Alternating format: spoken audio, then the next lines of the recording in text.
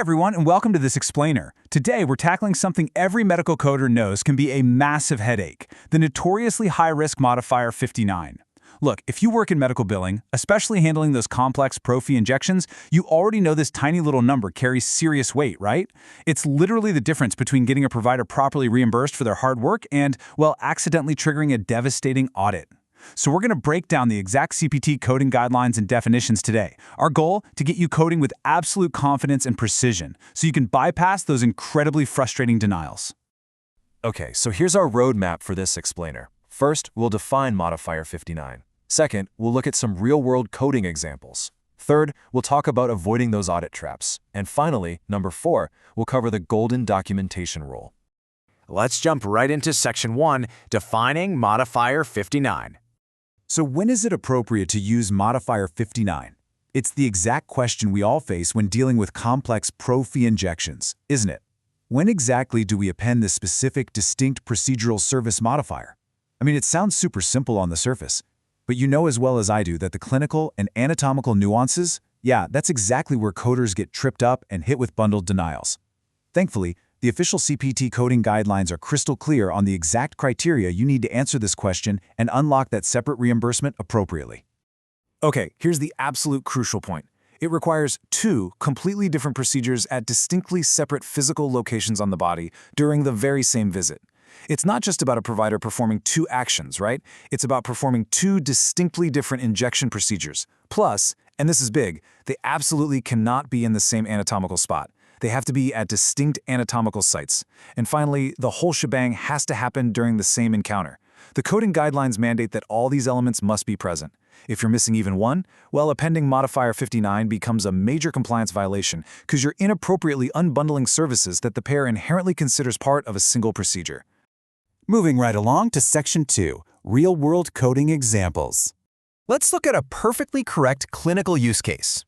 Imagine a patient receives a joint injection, say in a knee or a shoulder, alongside a completely separate trigger point injection.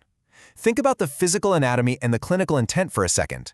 A joint injection targets the synovial joint space itself, usually to relieve arthritis or structural pain, and it uses a specific code family. A trigger point injection, on the other hand, uses an entirely different code family. It targets the muscle or fascia to relieve a localized knot.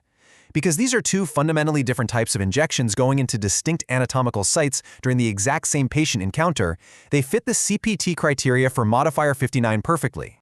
So how does this actually look when we code it? Well, the primary knee injection gets the LT modifier to designate the specific anatomy.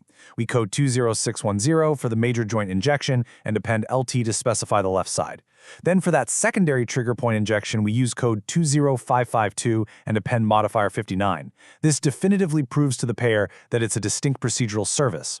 By structuring your coding exactly like this, you're essentially telling a crystal-clear, machine-readable story to the payer's automated editing system.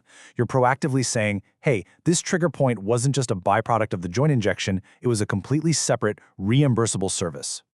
Now let's get into the risky stuff in Section 3, avoiding the audit traps. Unfortunately, widespread misuse has made modifier 59 a massive target for auditors. It is quite literally one of the most heavily scrutinized codes in the entire medical billing world.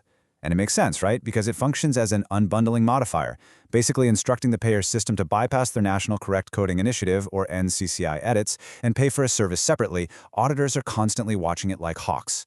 They want to ensure it isn't being abused to inflate reimbursement. So, when you append 59, you are essentially raising your hand and inviting scrutiny.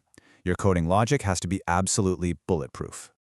So whatever you do, do not fall into these 3 specific compliance traps. Trap number 1, appending the modifier when the same joint is injected twice. Look, if a provider injects the left knee, pulls the needle out, and then injects a slightly different quadrant of that same left knee, that is not a distinct anatomical site. Under CPT guidelines, the entire joint is considered a single anatomical unit.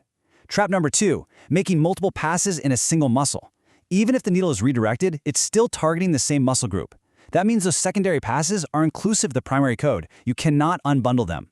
And trap number 3, this is a big one, lacking the proper paperwork detailing the separate anatomy. You might personally know for a fact a provider injected a different site, but if the chart doesn't explicitly state it, you absolutely cannot code it. Which brings us perfectly to Section 4, the golden documentation rule.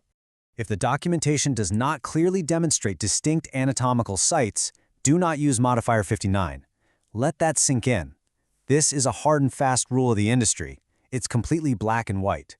It honestly doesn't matter how incredibly well you understand the CPT coding guidelines or how complex those NCCI edits are if the provider's clinical notes are vague. We've all heard the age-old saying, if it isn't documented, it wasn't done. Well, that applies perfectly here. The documentation is literally the only shield you have in a post-payment audit.